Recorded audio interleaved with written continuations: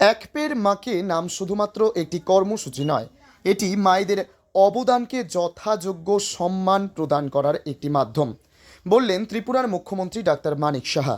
আগরতলা মহারানী তুলসীবতী বালিকা বিদ্যালয়ে এক পের মাকে নাম 2.0 কর্মসূচির অঙ্গ হিসেবে বৃক্ষরোপণ অনুষ্ঠানের উদ্বোধন করে ত্রিপুরার মুখ্যমন্ত্রী ডাক্তার মানিক সাহা বললেন, এক পের মাকে নাম শুধুমাত্র একটি কর্মসূচি নয়, এটি হচ্ছে মায়েদের অবদানকে যথাযোগ্য সম্মান প্রদান করার একটি মাধ্যম। একজন মা যেমন তার শিশুকে সব প্রতিকূলতা থেকে রক্ষা করেন, তেমনি গাছও সবাইকে অক্সিজেন, খাদ্য ও ছায়ার মাধ্যমে রক্ষা করে।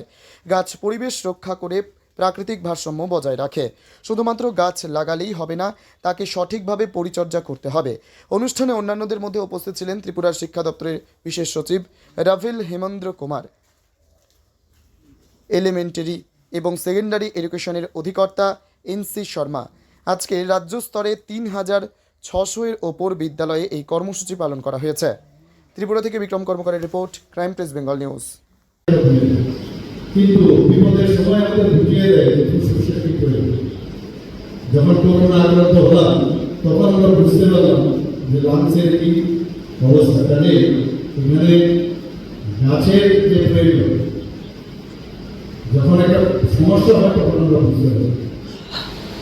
আমরা একটা নতুন যুগ, এখানে আমরা মাননীয় প্রধানমন্ত্রী যে মার্গদর্শন করেছেন সেটা আমরা শুরু করতে পারছি, এবং এতে করে মায়ের মতো আমরা একটা গাছকে আমরা শ্রদ্ধা করা, তাকে ভালোবাসা আমাদের দেওয়া উচিত। আমরা বন এবং প্রকৃতি, এখানে যারা স্টুডেন্টরা আছে নিশ্চয়ই আমরা এসে বা বর্তমান এসব ইত্যাদি আমরা লিখি, কিন্তু এখনো দেখা যায় বহু জায়গায় ডিফরেস্টেশনের জন্য অনেক বনদস্যুরা আছে, ভালো লোক জীবন আছে, বনদস্যুরা আছে। বহু জায়গায় খবর আছে যে গাছ কেটে দিচ্ছে। তো এর জন্য আমাদের ফরেস্ট ডিপার্টমেন্ট এবং আমাদের ত্রিপুরা সরকার হোম ডিপার্টমেন্ট থেকে আমরা ব্যবস্থা নিচ্ছি, এবং এতে করে আমাদের প্রকৃতি, বন, জীবন, সভ্যতা আরেকটার সাথে কিন্তু সম্পর্ক। গাছ ও বনের প্রয়োজনীয়তা এটা কিন্তু একটা চিরন্তন সত্য, আমরা মাঝে মাঝে এটা ভুলে যাব। বন মহোৎসব আমরা জুলাই মাসে আমরা পালন করি, গাছ আগে লাগানো হতো, কিন্তু এইরকম এক পেয়ে মাকে না, এই ধরনের একমাত্র এই যে থট প্রসেস একমাত্র মাননীয় প্রধানমন্ত্রীকে মস্তিষ্ক থেকে আসতে হবে।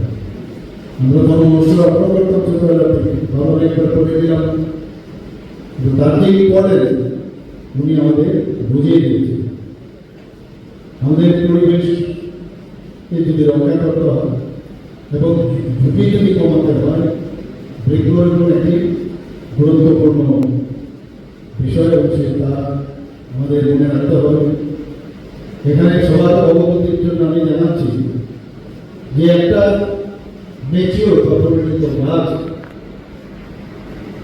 গড়ে 260 পাউন্ড অক্সিজেন সরবরাহ এবং 48 পাউন্ড কার্বন ডাইঅক্সাইড গ্যাস শোষণ করতে পারে। আমরা জানি গাছ আমাদের অক্সিজেন দেয়, এবং যারা পশু পাখি বা হিউম্যান বিং আছে, অক্সিজেন ছাড়া বাঁচতে পারে না। তোমার আমার সকলেরই একটাই পছন্দ, মাদার্স চয়েস। ঘরে সুগন্ধি ভাত, প্রতিদিনের রান্নায় নিখুঁত স্বাদ, চাই উন্নত মানের চাল। তাহলে আর দেরি কেন? আজই যোগাযোগ করুন ধনরাজ অ্যাগ্রো ইন্ডাস্ট্রিজ প্রাইভেট লিমিটেডে। আমরা আনি আপনার টেবিলে খাঁটি ও মানসম্মত চাল মাদার্স চয়েস নামে। একবার ব্যবহার করুন, আর ফিরে তাকাতে হবে না। বিশ্বাসী গোড়া, গুণগত মানে সেরা। মাদার্স চয়েস, মা যেমন চান চাল তেমনই। যোগাযোগের জন্য এখনই কল করুন 8509752023 এই নম্বরে। মাদার্স চয়েস শুধুই সেরা নয়, সবার প্রথম পছন্দ।